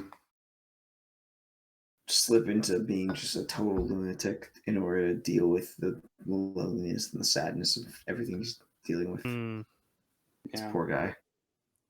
But it is good to know that he eventually does find people to take him in. So we have like these like fun scenes like in the present, like everybody's like rocking out. We see Frankie has copied Chopper's move. I think he did like in Alabasta. He takes like the chopsticks and puts it in his nose. They take like the basket thing. But was it Luffy and Usopp that did that too? And did Chopper learn that from them? I think so, yeah. But now Frankie's learning from Chopper, so it's like the move that's going around. Okay. You guys got anything else? No. All right. Chapter 489, 8th person. Brook puts away the tone dial, telling Luffy that he is glad that he lived and is now filled with new purpose. He officially requests to join Luffy's crew, to which he happily accepts. They celebrate the addition of the new crewmate. At Reverse Mountain, Crocus notices that Laboon seems to be in a good mood today. Brook shows his crew his wanted poster and introduces himself as Deadbones Brook, the humming swordsman. Frankie and Brook create a memorial for the Rumbar pirates on Thriller Bark. Zoro is now awake and joins Brook, requesting to bury Yabashiri here as well. Brook had witnessed Zoro's moment of dedication to his captain, but doesn't say anything about it. Instead, tells him that he's joined their crew. The crew prepares to disembark on the Thousand Sunny for Fishman Island. Loa's pirates say they came through Fishman Island years ago, which confuses Nami until Loa clarifies they came from the New World. Loa's mom is a pirate from there. She gives Nami her mom's beaver card in case it comes in handy if they need to find her for help in the future. Luffy remembers that Ace gave him a paper like that and takes his out. He's surprised to see it's scorched and smaller than before. Loa says this means his life is close to being snuffed out. Ooh, big developments, big lore. Oh, Yeah, so where do you guys that want to start on this is one? Not good. I mean, the ending of this chapter, like I kind of alluded to it earlier, but now there's been a lot of Ace references in this volume. We now know his status, where he's at, and the Straw Hats are now aware of how he's doing. Did they know that he's at Impel Down? I don't think. No. Not yet. Right? Absalom knew it because he read the paper. That's right. Absalom found out. Yeah, but the others don't know anything about Ace right now. Yeah, a lot of Ace hints this volume. We also just get the. Oh, go ahead. I was just gonna say, Ace had given Luffy this random piece of paper back in Alabasta when they met. Yeah. So we know what the paper was for, like, or what it meant, like what it was called. I don't think so. Yeah, like Luffy is just like, cool. Ace gave me this paper. I'm just gonna put it in my hat. So he's had it in his hat this whole time. And then Lola gives us a little explanation for what this paper is, and it's called the Beaver card. Very cool. Yeah, so she says it's a special paper made in the New World by taking a nail clipping from someone, and it's like resistant to like water and fire, and like people will typically tear up into smaller pieces to give to others, so they can find somebody. So it'll point towards the person, and we're seeing here the Aces in particular is showing that because it's like scorched and burned, it is showing his life is in danger. Very interesting. We need to get one of these pieces of paper for Zoro. Yeah. He would probably lose the paper. Probably lose the paper. Oh no, he would. I was gonna use one for the whole crew, but he lose. That's just more things for him to lose. It's like, hey, Zoro, here's your paper card. How about you rip it up and give it to us? And he's like, wait, Zoro, what happened to the paper? How'd you lose it already? I thought it was a napkin for my booze. What was it supposed to be? We also got a new member of the Straw Hat crew. Let's go. Yep, it's official. Yay. Absolutely love the panel where Brooke asks to join. Yeah. So good. Beautiful, beautiful, beautiful. Yeah, and Luffy's just like, sure thing. Yep. Luffy's like, I'm usually begging people to join, so yeah. You actually asked. Well, to be fair, Luffy did ask him first. He did ask a couple times. But Brooke is trying to make it official. Yep. Amazing. I am hyped. I'm hyped for Brooke to be a part of this crew and hope that he is reunited with Lagoon, which is clearly his dream. Yeah. To be reunited with Lagoon and play the tone dial.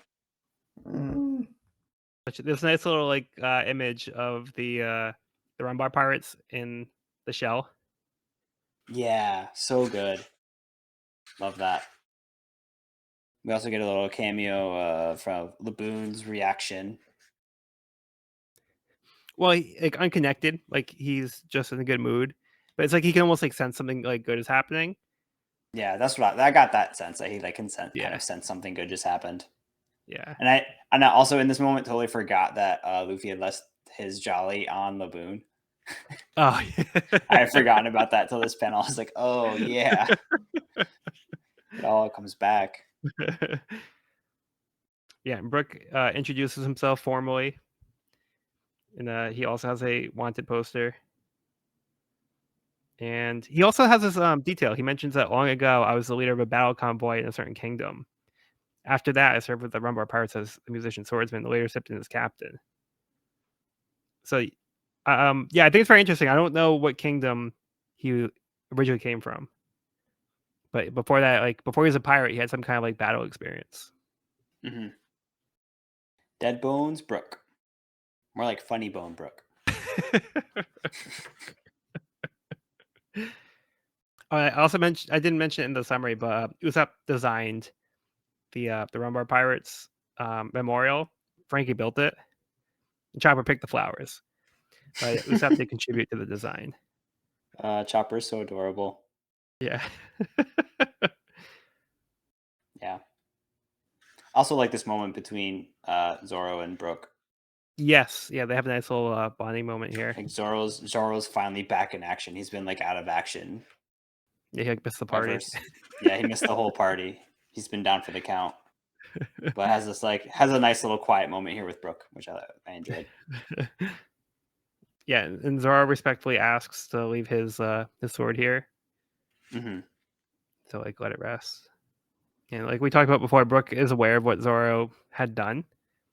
So like Brook is kind of looking at Zoro like recognizing that Zoro had pledged this like allegiance. He said Luffy is the man who'll become the king of the pirates. So he had seen Zoro's dedication to his captain. So I think it's also kind of like reassuring for him to see that like the crew he's joining and the captain he's choosing to follow Mm-hmm. has like earned this kind of respect from his crew.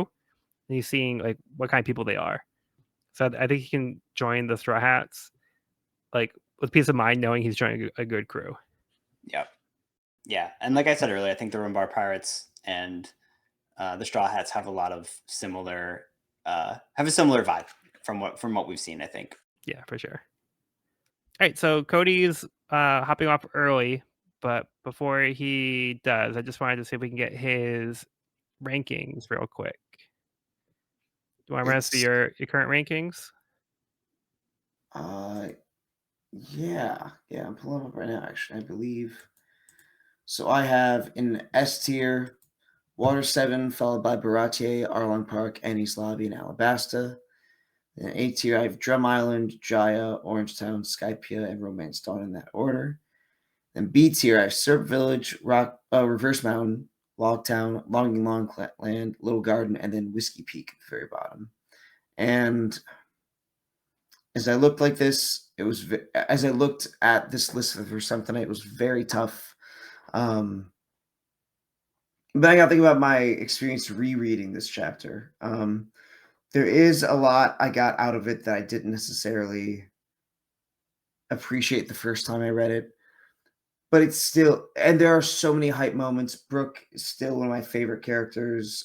This whole backstory is a whole different way that Oda has shown grief. Nothing happened, as we talked about, is one of the greatest moments in the whole series. But I guess, and I think this is what the problem a lot of people have with it, is that I guess that's not as connected as other things will.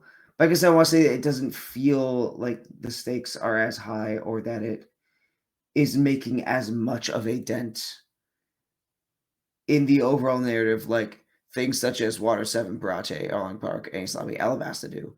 And I do think that it's been since I read it, but I think if I go toe to toe between the two, Drum Island, something about that just sticks a little more. Maybe just how focused it was in its themes. I don't know. Six just above Thriller Bark, but I love Thriller Bark, so I'm gonna put Thriller Bark at the second to the top of A, above Jaya but below Drum Island. Okay, cool. Thank you. Of course, thank you. All right, and as far as the villains, where would you put Moria? I've definitely appreciated Moria more over the course of this one, but I'd say either top of B or bottom of A for what we have on there, because I appreciate Lucci and Buggy too much to put Moria above the two, even though I like Moria even more now. Okay. All right, so I guess we'll have to see how the rest of us vote. I'm very curious. I cannot wait to find out. All right. Well, yeah, I know it's getting late over there for you, so you can feel free to hop off, and we'll catch you next time. Thank you, friends. Hope everyone enjoyed the end of Thriller Bark as much as I did. Bye. Thank you. See ya. See ya. Okay. How about we move on to Where Are They Now? Shot 7. Oimo and Kashi return to Elbaf. Oimo and Kashi depart from Order 7 to return home. I was gonna say that's not Elbaf. They're departing Water 7, Yeah, the waving title goodbye. is a little misleading, but they're Yeah. leaving to It's like, return to what? Elbaf. Yep. It's like, wow, Water 7 looks exactly, Elbaf looks exactly like Water 7. Yeah. Okay. Let's get into chapter 490, Arriving Again. The Strats say farewell to Lilith's pirates who stay behind on Throw a Bark. As the Strats depart, they are unaware of large, shadowy figures that loom in the fog of the Florian Triangle. After learning that Ace may be in danger, the crew asks Luffy if they should help, but Luffy trusts that Ace can take care of himself and would be offended if a rival came to his aid. At Marijoa, Sengoku scolds Kuma for failing in his mission to take care of the Straw Hats, who are getting closer to Navy HQ. After some adventures at sea, the Strats arrive at the other half of the Red Line, reaching the halfway point in their journey around the world. Luffy, Robin, and Brook take the Shark submerge underwater to see if they can find a way into Fishman Island, but still can't get deep enough to see the bottom. After they come back up, the ship is attacked by a giant sea rabbit. Luffy punches it, causing it to spit out a mermaid. That mermaid is Kami, and her pet starfish, Papagu. As a token of gratitude, they offer Luffy octopus fritters at their usual price. Nice. Yeah, there's a lot that happens in this volume. It's kind of like a montage volume, Yeah. but a lot of great little moments here.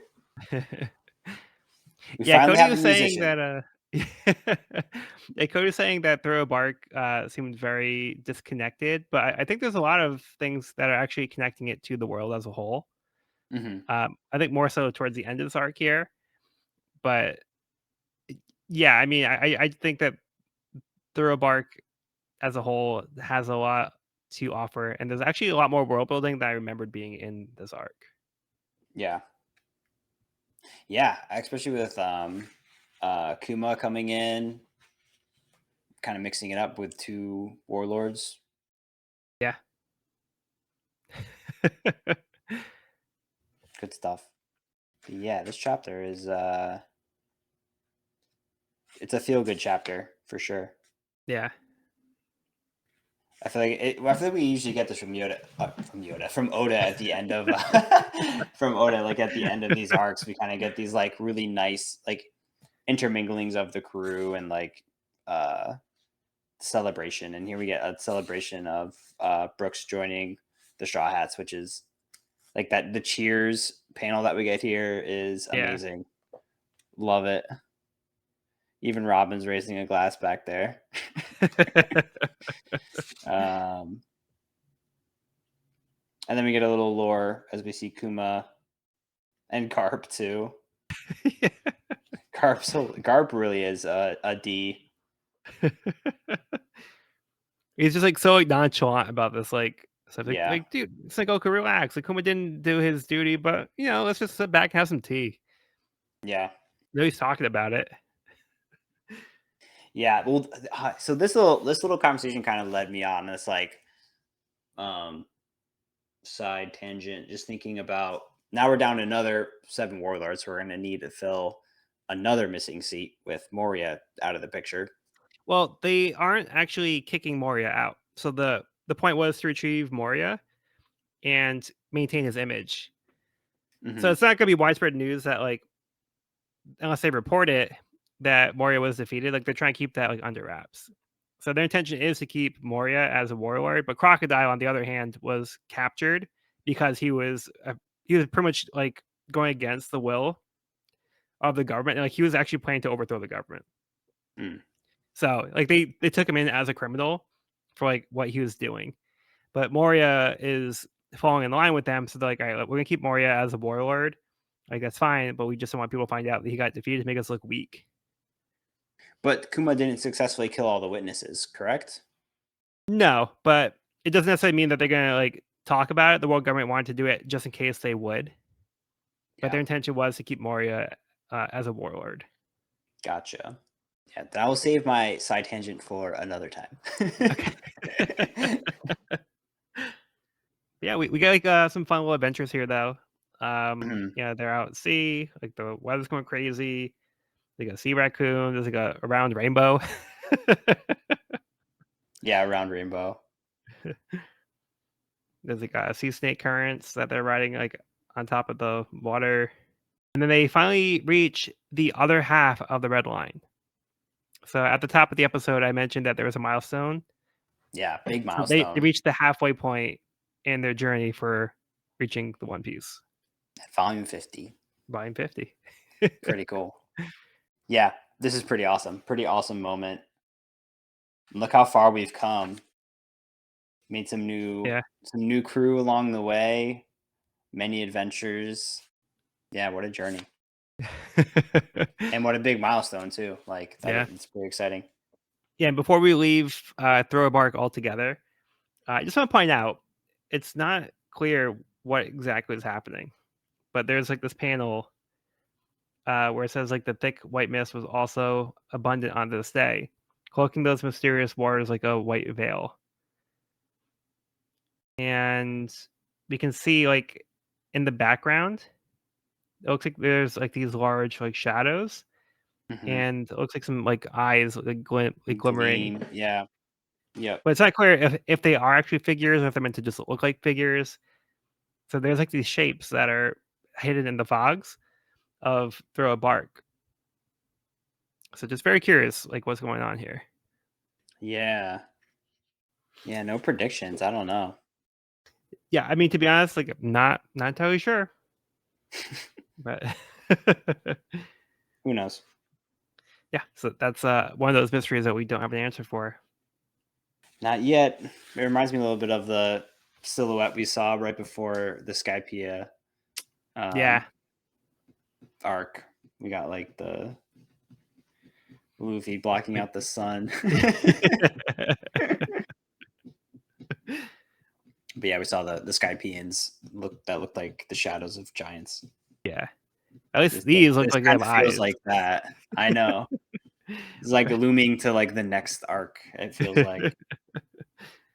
I just noticed like going into after they get to the red line, they're kind of having fun over here. So Chopper and Usopp are swimming in the pool. Chopper is actually able to swim in the pool. He has a little floaty. He normally can't swim. Right. I just noticed that. Like he looks like he's having so much fun. He's like so cute, just swimming around the pool, having a good Yep. time with Usopp. Yeah, he has to have like the little It's floaty. pretty adorable. Then Zoro's right back to training after such Yeah, a less cute. rough, rough time on Throw a Bark. He's training here. Yeah. Classic Zoro.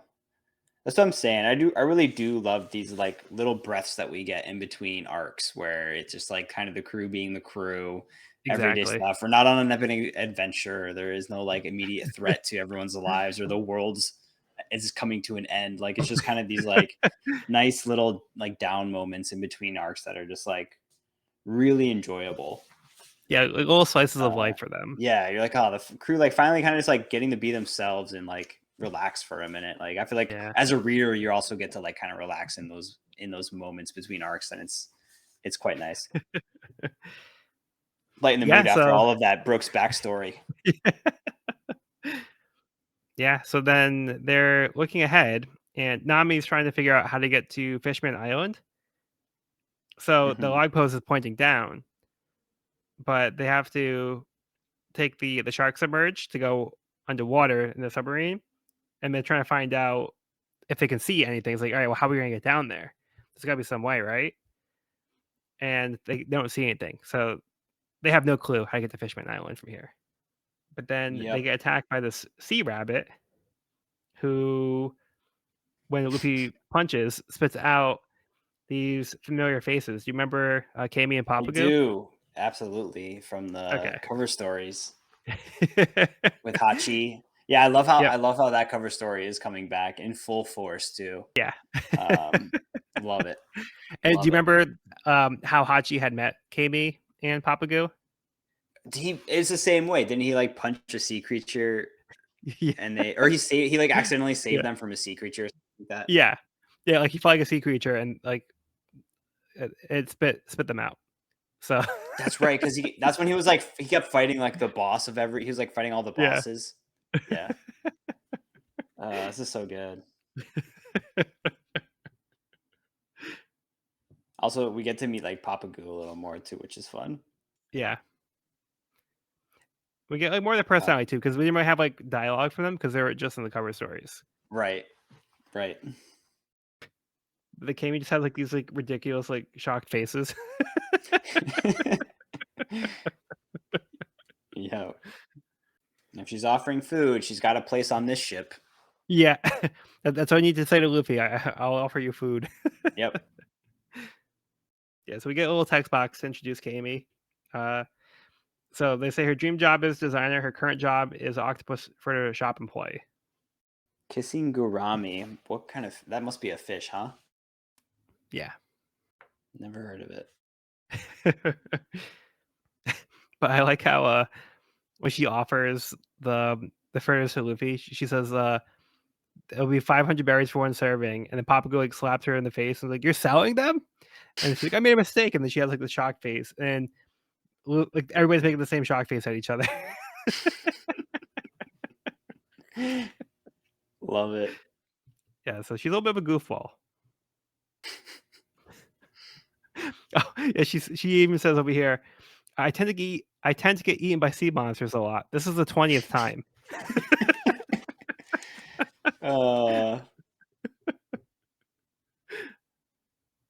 So funny. It's a very lucky mermaid. Or very unlucky. Both unlucky and lucky, Yeah. I guess. Yeah, wait, I guess you have to be pretty lucky to survive 20 times. So. Right. Okay, you got anything else on this one before we move on to the last chapter? I'm going to move on. Okay.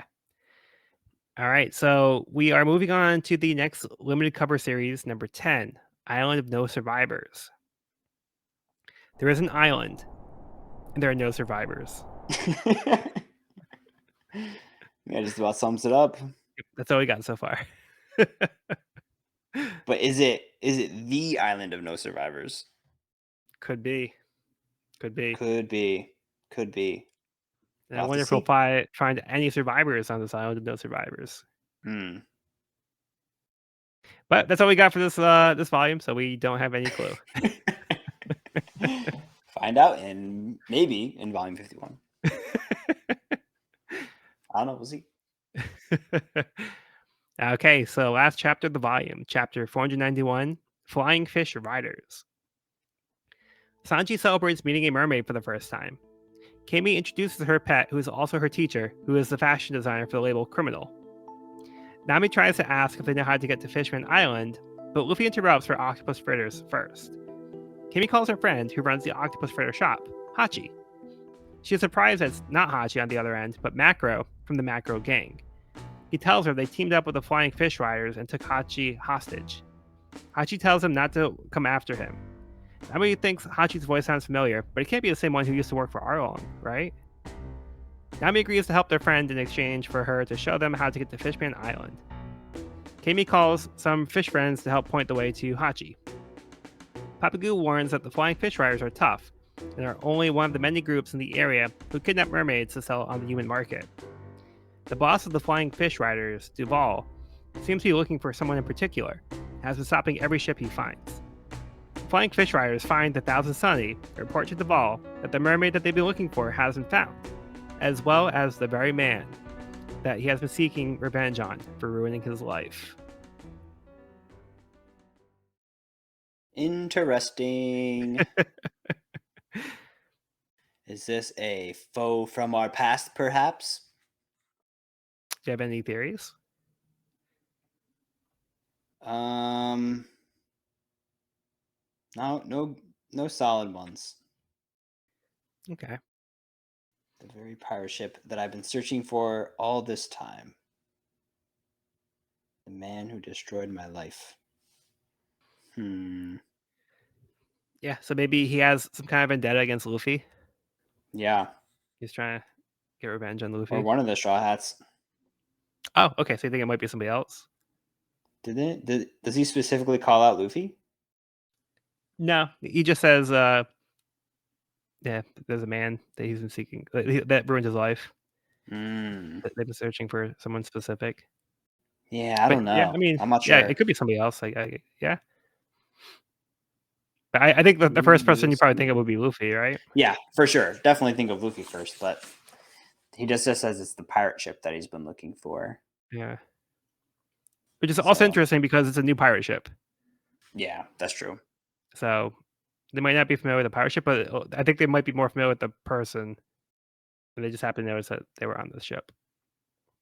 Yeah, it looks like a big bad though. Looks like a big baddie. It's got like So some I'm like excited. armor. Yeah, it's pretty cool looking armor. Looks pretty intimidating. Yeah, it's got this very like heavy shadow on him too. And this Hachi got some sweet armor. No, just kidding. I think it's Hachi. Yeah, Hachi just got some sweet armor. Yeah, it's exciting. We are Fishman Island bound. And I feel like we're getting mixed up in some like biker gangs and human trafficking. So getting into some Yeah. serious stuff. Yeah, you can say that. It's about to take a turn. So there's a translation thing here. So there's a translation that's not consistent with what they've translated in the past.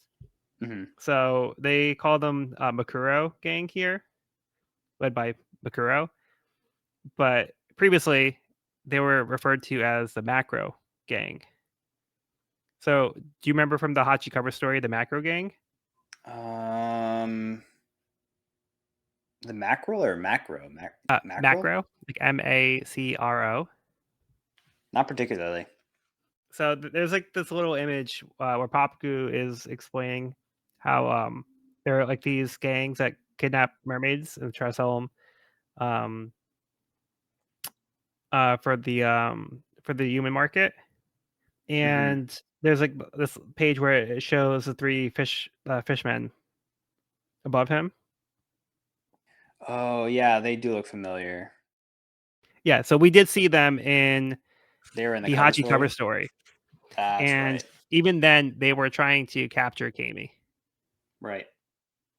So now they are coming back into the story, but they have now teamed up with the bigger group, the Flying Fish Riders, who are also like in this like in the game, trying to like sell these like mermaids on the human market.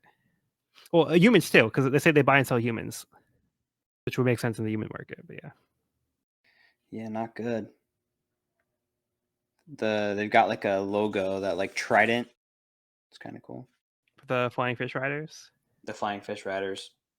Oh, is it Maybe on it's just the that fish head? one guy. Yeah, it's on the fish head, and he's got it on his necklace too. It's on all the fish's heads.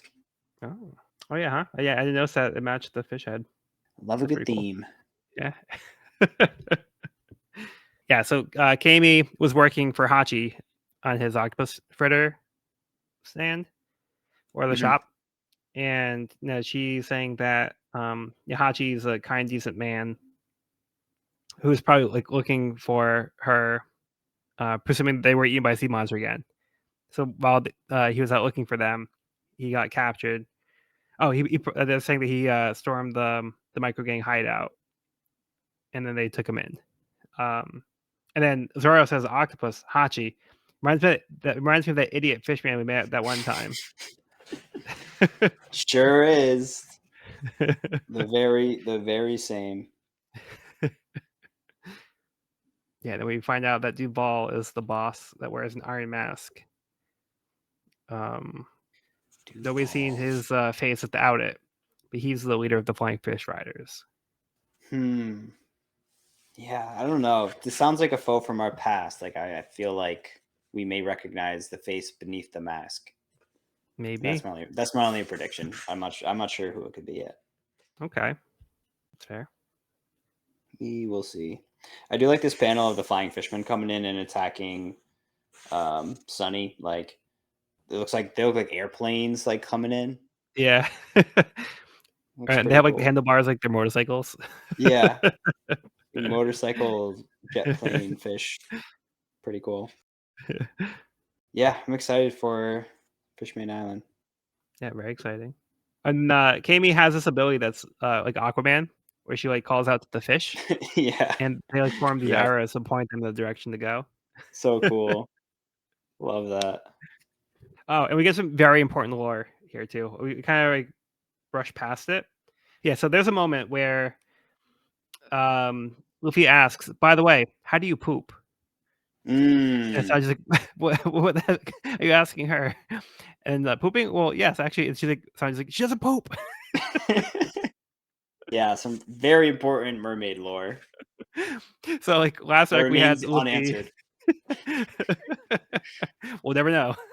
No, I bet you this is answered in SBS at some point. No, she does say she does poop. Don't ruin it.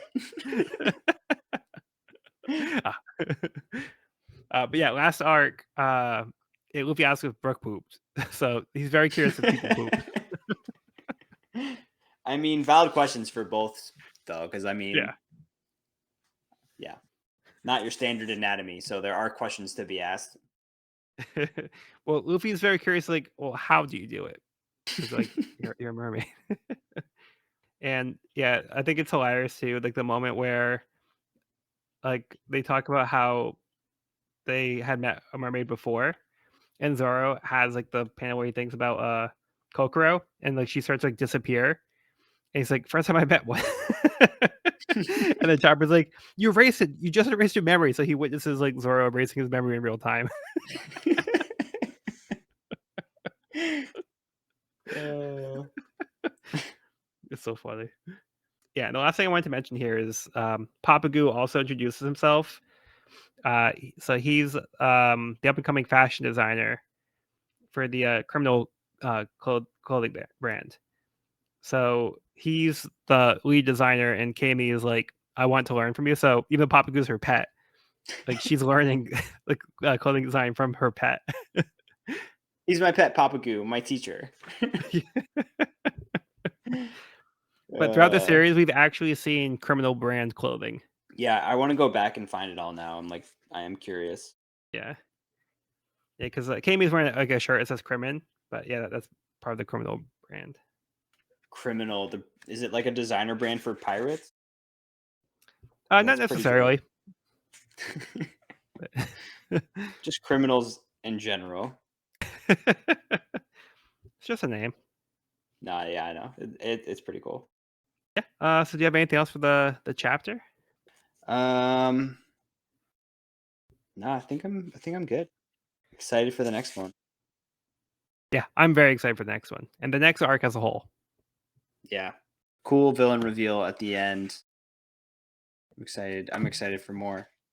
Me too. All right. So how about we get your rankings for your arcs? Okie dokie. So for S tier, I currently have Alabasta, Arlong, Baratier, Skypea, Enislabi, and Water 7.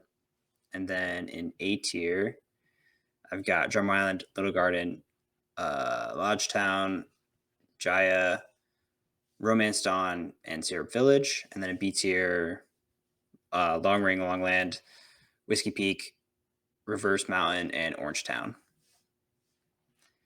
So, Thriller Bark. This is tough.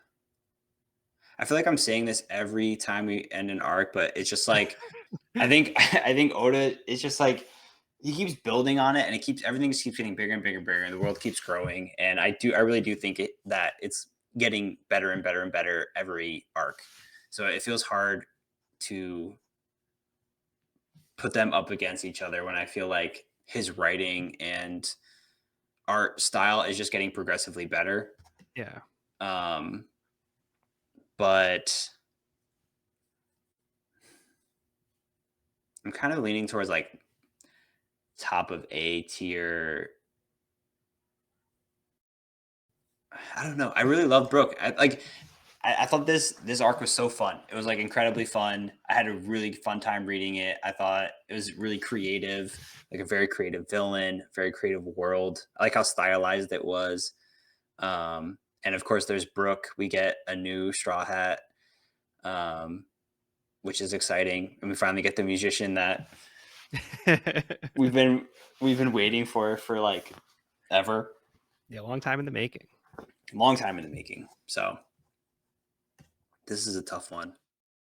Yeah, I'm looking at I'm thinking top of A, either above or below Drum Island. Or bottom of S? I should have thought of this before this moment. I should have had an answer ready. This is a tough one for me. Like, I thought it was really Yeah. fun, and I think it like I get what Cody was saying with it feeling like a little bit removed from everything else, but I think it's just because of the world it was. Like the world itself was contained, right? Yeah. I feel like there still was like a lot of world building and a lot of like um bigger arcing themes that came through. Yeah. But I think I'm gonna put it at top of A, pending. I might change that in the future, but I think for right Okay. now, I'm gonna put it top of A, above Drum. Okay. Cool. All right. My current rankings, I have S rank, Alabasta, Annie's Lobby, Arlong Park, Water 7, Jaya, Drum Island. A tier, Skypiea, Long Ring Longland, Baratier, Little Garden. B tier, Syrup Village, Logtown, Orangetown, Romance Dawn, Whiskey Peak, Reverse Mountain. This one's pretty tough for me too. It's a tough one. Going through this reread, I feel like I enjoyed Throw a Bark more than I have in the past. But I've always liked Throw a Bark, but I've also focused more on the negatives of Throw a Bark because like there's some low lows which we mentioned before, but some really high highs. Yeah, And I really do like the vibe for Throw a Bark, like the kind me of too. creepy, like Halloweeny kind of like vibe to it. I really love that. Mhm. And Moria, I think, is actually a really fun villain. And like Nightmare Luffy thing is really cool. Like Prono's like a really fun villain. Um, there's like some like topics that are touched upon that are very interesting with like the zombies and Chopper's whole like dilemma with Hogback. Mhm. Um, and then we also have like the Kuma stuff and like Zoro with like nothing happened. Like that's like one of the best Zoro moments. Yeah, Um, yeah, and there's like a little bit of world building here at the end too. So I think all these things, like I feel like the positives do outweigh the negatives. I would So agree I with think, that. yeah, I think I'm gonna end up putting this one in A tier. I'm sorry, S tier. I'm gonna put it in S tier. Between Jaya and Drum Island. Nice. Kind of had a range of ratings for this one. Yeah, like From that's the thing with like Throw Bark. It's not like a clear like best arc in One Piece, but it's like it's a solid arc, you know. With yeah, it's like like I don't know, like because it's tough. There are very few arcs that have not been solid. I feel like like yes, they're rankable, and yes, there are some better than others, but like again, I'm repeating myself, but like I really think that the writing, world building, art has all gotten better and better and better and better. yeah, Um, and yeah, like you said, there's high highs and low lows, but I think for me, the excitement has been on an upward trajectory this whole time. There hasn't really been a yeah. lot of lulls or a lot of dips for me. Like I think it's just kind of been like a steady increase. Yeah, I think there's just like some arcs in One Piece that like are clearly it's like Alabasta, Aang's Lobby, Arlong Park, Water 7. Those are like clear like front runners for like most For fans that sure. are like at the top. Like for sure. Like people like will always put those at the top. Whereas Throw a Bark, I feel like is way more subjective. And it might just not like click for some people, but it might like really click for like other people. So I Hmm. do feel like Throw a Bark is one of those kind of divisive arcs where like you might like really not like it, or you might love it, or it might just be like, okay for you. Yeah. Yeah. I think like on the larger scale of like the One Piece world, like it is a smaller scale arc just because like we said before, it's kind of more self-contained to itself. It's like a lot of these other arcs like Water 7 and Alabasta seem that and even Arlong Park seem to have like bigger implications within Yeah. the lore and like the world building than Thriller Bark. But I still think they slipped some cool stuff in there, like the multiple warlords coming in. We Mm. got a little kind of peek on like the inner workings of the world government and how they're like assigning new warlords and um, Yeah. how they control their warlords or like sending Kuma to do his business. You know, I think there's still some cool like lore world building moments. Yeah, like kind of how the warlords are being utilized and Yeah. like their role in the government. Yep. All right, cool. And let's get the villain rankings here. So currently we have an S tier Crocodile, then Arlong.